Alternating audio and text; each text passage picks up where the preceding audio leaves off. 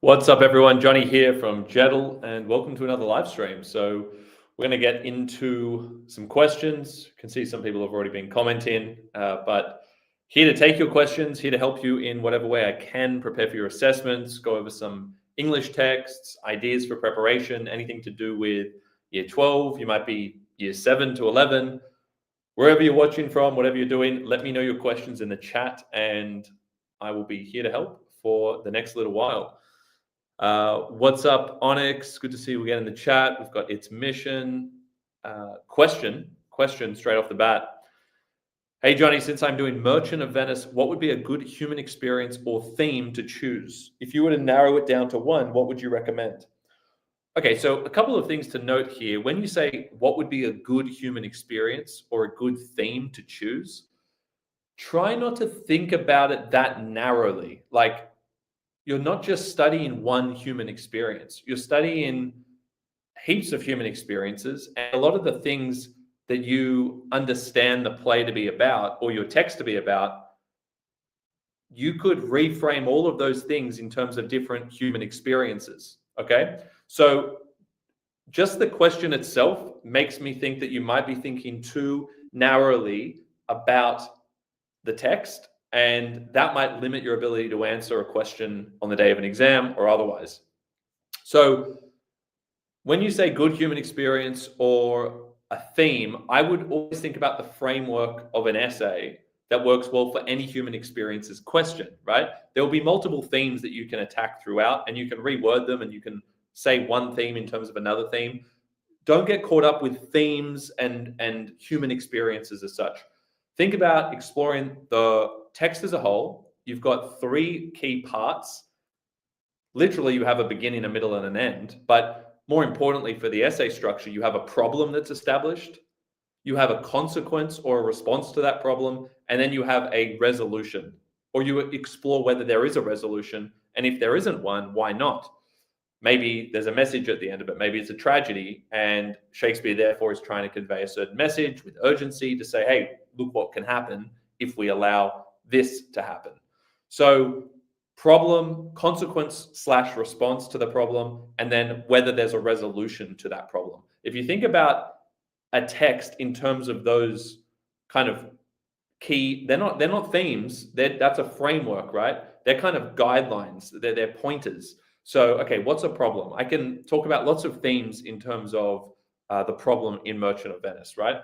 A very basic one people talk about is just prejudice and racism or sexism. Yes, they are problems, right? But even sexism, racism, you could go a bit beyond that and talk about social prejudices or racial prejudices. But if you talk about prejudices based on group identity, collective identities, and how that's problematic, that could be a good starting point, right? Now, when people, so let's just say the problem is about how group identities can limit human autonomy, or rather they can divide a society based on, let's just say, pernicious, to give you a good word, pernicious ideologies. So if you want a society to kind of be self-destructive and divisive and get nowhere, then you basically order society in terms of random attributes like, hey, I'm a Jew, hey, I'm a Christian, hey, I'm a man, I'm a woman. If society kind of groups itself in that way, especially in terms of power dynamics, and people are alienated as a result of not fitting into a particular trait or collective identity, maybe they don't agree with your politics, then that is a recipe for disaster, is what the play ultimately gets at. Yeah, it's one of the things, right? But I'm not the way I'm talking about this is not limited to any particular theme. Okay, there's a theme of alienation in that. There's a theme of prejudice. There's a theme of racism. There's a theme of kind of ideological warfare or power dynamics, right? So there's lots of themes embedded within this discussion, but basically you've just got to frame the problem in a way that makes sense to you. And there's lots of different themes that could be used to articulate that problem. That's what I'm getting at. So just building on from that, we say, and let me share the doc. Always helps to write things down.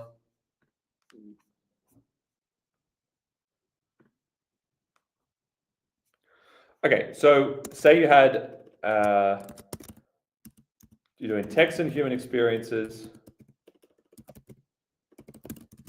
structure, you're saying, what themes or experiences should I do? And I'm saying, forget about thinking about it that way. There'll be lots of themes and experiences embedded throughout everything. You'll be ultimately guided by the question in terms of what you want to emphasize, but the structure, the ideas are basically going to unfold according to this framework where you say, well, what's the problem? Then you say, what's the consequence of that problem or the response of people, individuals to that problem? And is there a resolution? What's the resolution if there is one? Maybe it's a bad outcome and that plays into the message of the play. Maybe the genre is relevant there. The fact that it's a tragedy means that it's a negative resolution. There is no resolution, and that's what we're meant to take away from the play as a whole. Now, in terms of a problem, if we were doing merchant, right? Let's just say we did merchant as an example. I'll put this here. So if we're doing merchant as an example, then the problem could be that societies that, I was saying before, societies that are built upon or predicated upon, when social order is predicated upon arbitrary group identities, right? Individuals become alienated, right? And we could start with that. Another way you could start is you could talk about how when a society is predicated upon materialistic values, you know how they talk about money a lot in capitalism, right? These ideologies, we can talk about that as well. So when social order is predicated upon arbitrary group identities, individuals become alienated, or society, you know, the collective becomes divided, becomes ideologically divided. Look, that's one way you could go with it. What's the consequence of that? We can then then think about like Shylock and Portia, the way that they have to like self-fashion their own identities, or especially for Portia. Maybe here we focus on how this can motivate. Consequently, individuals are motivated to, what should we say? Kind of avenge or defend, right? Defend their alienated status by, this is it, like by whether it's seeking revenge or whatever it is, say seeking revenge. To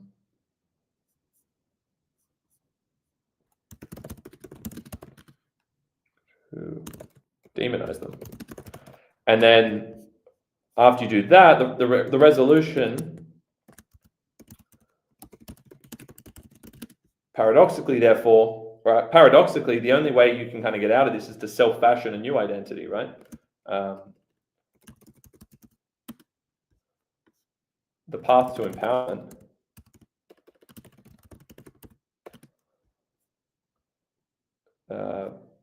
becomes shaped by self-fashioning the path to empowerment, self-fashioning a new identity, self-fashioning, making up a new identity. Think about Portia here. Okay, think about Portia.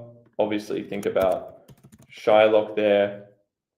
Think about the group dynamics. I mean, maybe that's also Shylock, but you know, might be Antonio, Christians,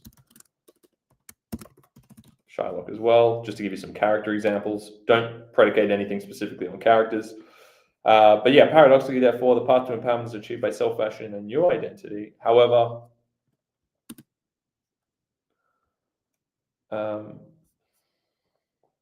despite which, I'm trying to think about how Portia ends up turning against Shylock, right? So they're both kind of prejudiced against. They're both victims of prejudice, but they end up turning on each other. So you can say that that removes the element of empathy, right? Which kind of disguises, figuratively, which disguises, empathy, or replaces empathy, which disguises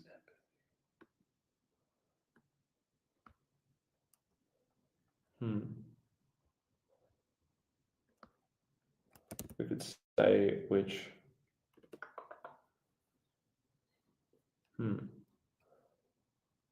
replaces empathy with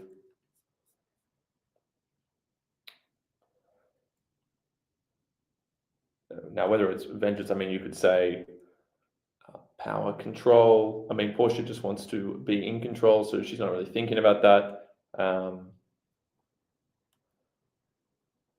There's this sense of justice, which corrupts, which creates this kind of corrupted version of justice. I'm trying to think of like a new way to go about this. Sympathy with.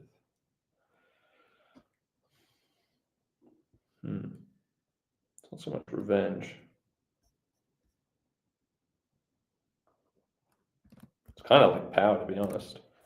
We say power there, so maybe I'd say like control. Not self-serving. Collective empathy with individual control.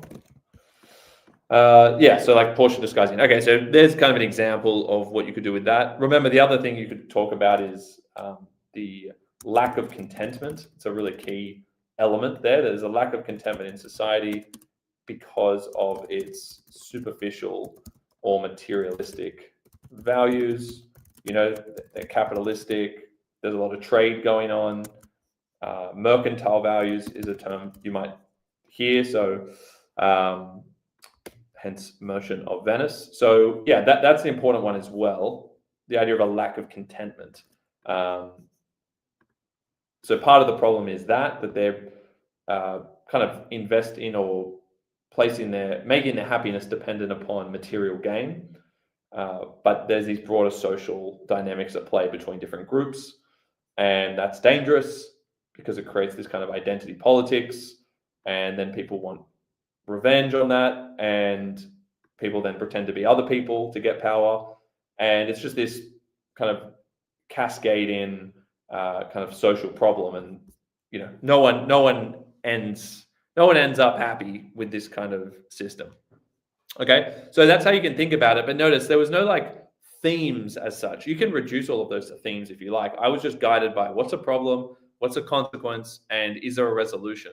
And there's not really a resolution at the end in the sense that everyone ends up pretty miserable. And that's because the values that society has built itself upon are fundamentally superficial, and they're divorced from a recognition of our common humanity. So that's what you can talk about. And you can talk about that inability to see the common humanity over these kind of superficial group identities as the cause of this social chaos or instability, or even just individual discontentment. That could be kind of like a thesis concept that you explore. All right, hopefully that answers your question there.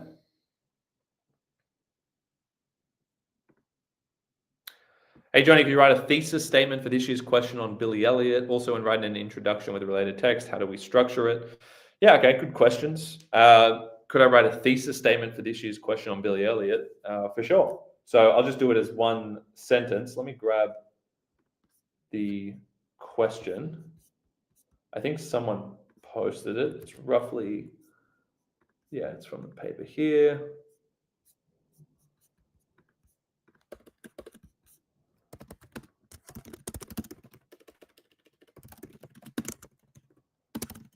Now, it's good that we're doing this because you've got to remember, what is the purpose of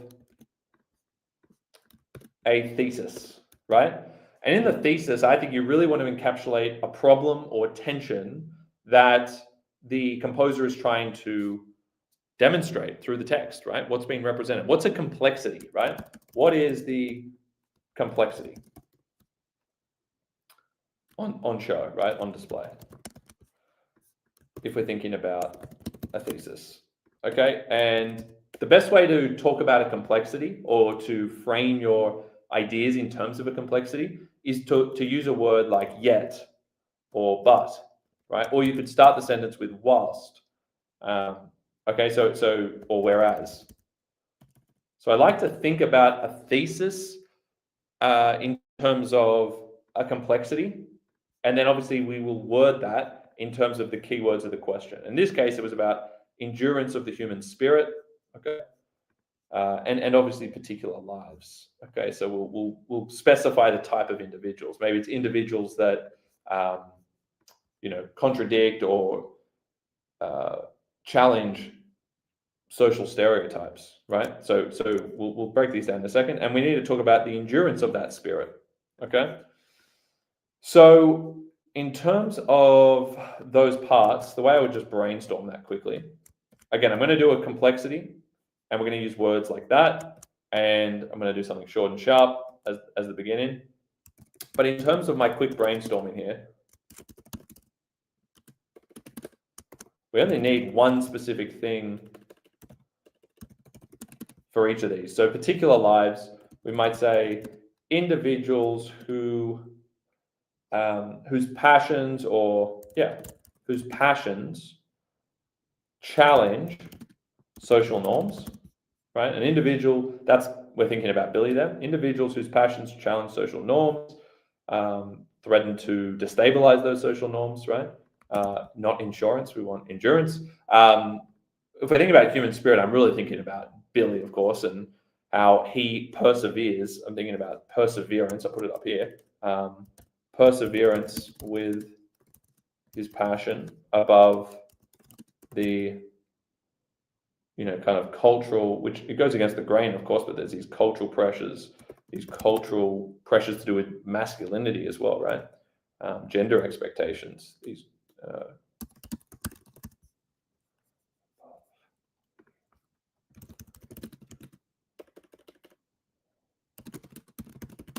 and this has to be pretty high level as well as a thesis. We'd unpack this after it, but just in terms of a high level thesis that talks about a complexity here, this is how we're thinking about it. And then, that human spirit is that like resolve. It is the perseverance. It's the resolve. It's to be true to oneself. Okay, the human spirit. It ties into the perseverance, but it's the will. It's this will to persist, right? Against all odds. Okay, so now that we've done a little brainstorm about what this actually means, then we can put a sentence together. Let's think about what we want to say overall. Analyze how the representation of particular lives in texts enriches your understanding of the endurance of the human spirit. So what are we going to say? That the other thing is, like, when I break down a question like this, I kind of define those things, but I think, like, so what? I always ask these questions. I ask what/what type. I ask how does it endure? Why does it endure? And a really important question that's like the deepest level of analysis is, so what? Like, why should we care? And this always kind of guides us towards why the text is actually important for us to be studying. And here we might say that when someone perseveres, perseveres in the face of cultural or social disapproval, right? If you persevere in the face of disapproval, ironically, you can actually bring people together. That's what happens in Billy Elliot, right? It kind of like remedies, it gives hope to other people, right? You can give hope to others. You just have to really push through, because they're all absorbed in the system, and they're going to try and keep you in the system, and they don't want anyone to challenge the system. But if you actually push through all the way, you can be a unifying force. So that's why it's important for Billy Elliot. Billy is a unifying force, even for his family, right? He just has to persevere. And that's why this is a great question for Billy Elliot. Okay, so that's where we're up to on that. And yes, Luke, we are locked in for the new cohort. Okay. So I need to make sure we've got room here. I'm asking those questions. There's our breakdown. Let's put something together. Okay. Complexity. What's the complexity? Well, it's the power of, it's always good to think about a contradiction as well. It's the power of the human spirit to endure that gives hope to society more broadly, right? Because you can kind of unify society, but society or the collective will challenge you, will test you in every way to not endure, to not follow your passion, and yet by enduring with your spirit, with your passion, that's how you can actually bring society closer together. Okay, so there's a bit of a nuance to it, right? Like society tells you not to do it, but actually by doing it, society's better off. Okay, so whilst cultural narratives, cultural pressures, if you like, or stories, norms. I'll do norms just to make it more accessible here. Whilst cultural norms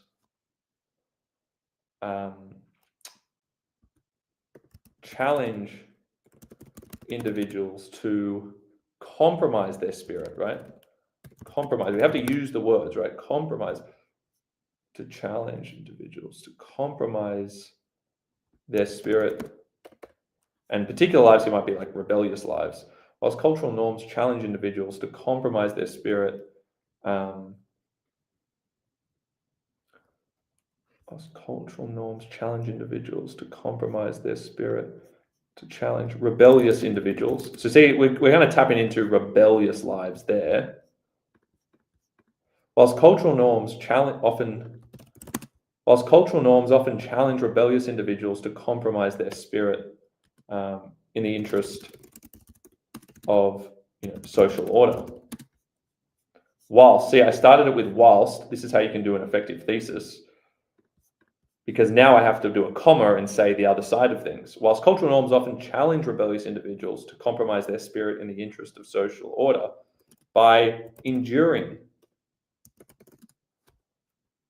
with the pursuit of one's anomalous passion. Anomalous, it's unusual, it's out of the ordinary. That's why we said rebellious. So kind of ties back into that. Enduring with the pursuit. This is how we're expanding on the key word. We're not just saying endurance of the human spirit. We're saying enduring with the pursuit of one's anomalous passion. Individuals with their spirit. I'm just making sure we've ticked everything here. By enduring with the pursuit of one's anomalous passion,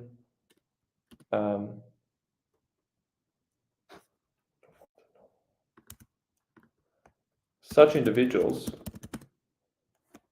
can ultimately unify the spirit, can transform the spirit, can ultimately transform the spirit of the collective.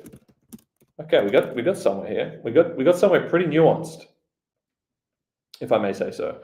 So whilst cultural norms often challenge rebellious individuals to compromise their spirit in the interest of social order, by enduring with the pursuit of one's anomalous passions. So we're kind of defining what we mean by spirit there. Hey, it's your passion. Such individuals can ultimately transform the spirit of the collective, okay? Or can transform the spirit of the collective as a whole. Such individuals can transform the spirit as a whole. Individuals can transform the collective spirit as a whole. Collective spirit. All right. So we see we're talking about a collective spirit. We're talking about individual spirit. We have to interpret spirit broadly so we can use it from like an individual sense, but also something that captures the human spirit across a society or a group. And I think this makes sense. But again, it all started with thinking about a complexity, breaking down the keywords, and asking myself, hey, like, why should we care?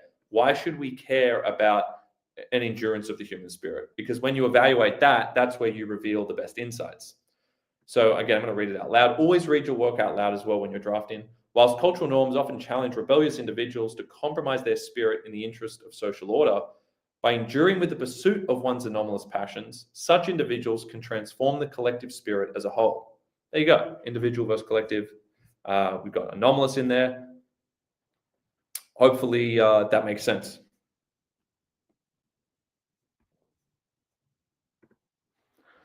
All right, and finally, before we wrap up here, a tip for you, a tip in terms of what to do after your topic sentence. All right, I'm kind of stuck on what to do after my topic sentence and how I introduce my first bit of evidence.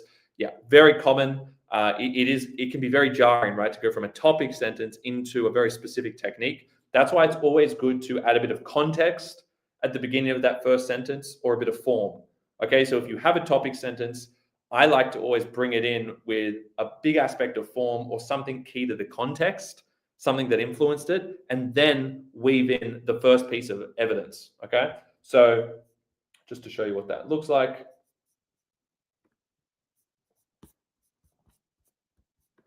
So we go, how to transition from topic sentence to evidence.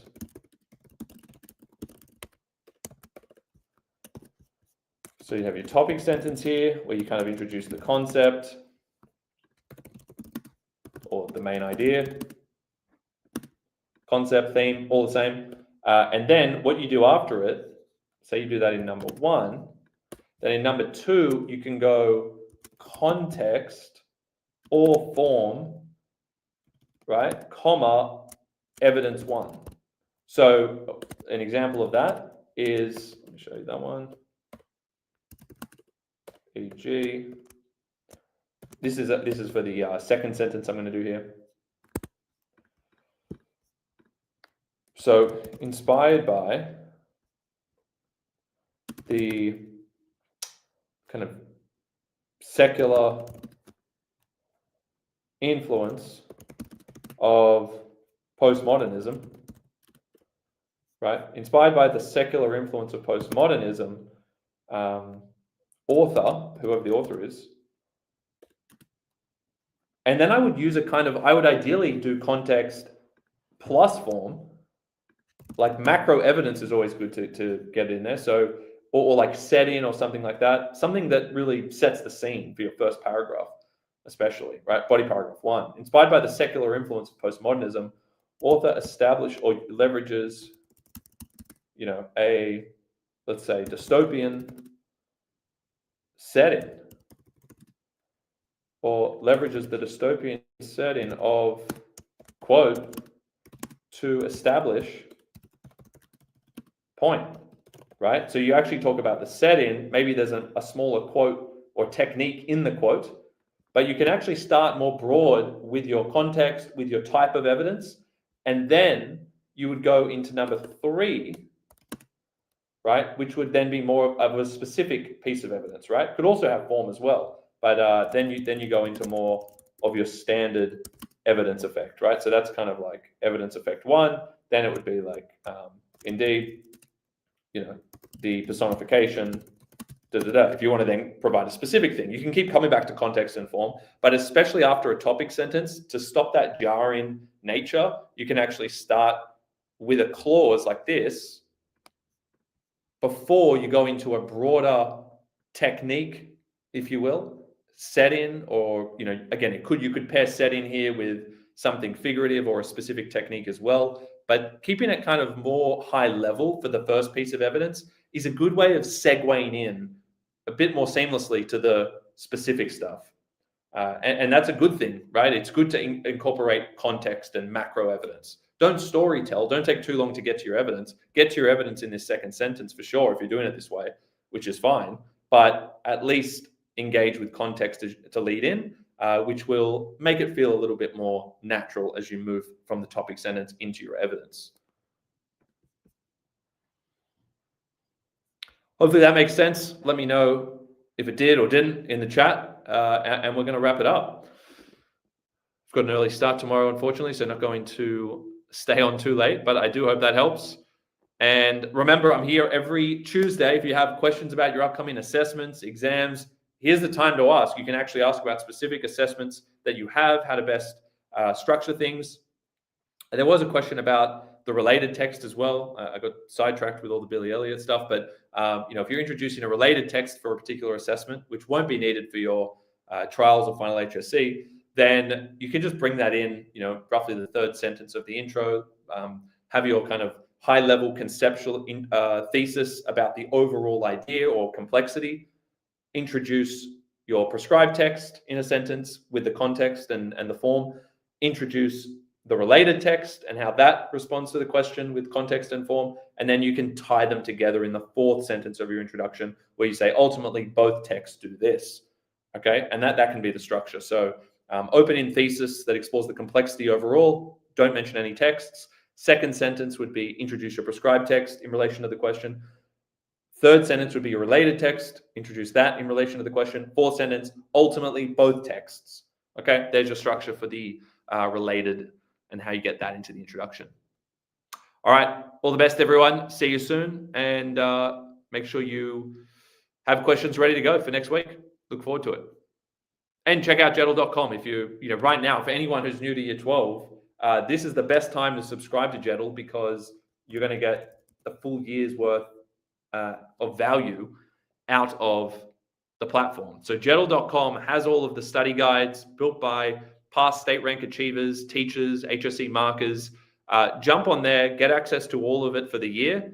It's, when you compare it to the cost of tutoring these days, super cheap. So Jeddle.com for all of the state rank study guides for all of your texts and modules to prepare for the exam, and access to JeddAI, which is continuing to evolve. You've got instant essay feedback based on the exact marking rubrics. You'll be able to do practice short answer questions and just get a sense of exactly where you're at in terms of your essay quality without having to just rely on GPT or or your teacher waiting a week at a time, tutor, etc. So JeddAI is amazing for that. Instant feedback, instant marking, see where you're up to, and also see how you can improve each sentence.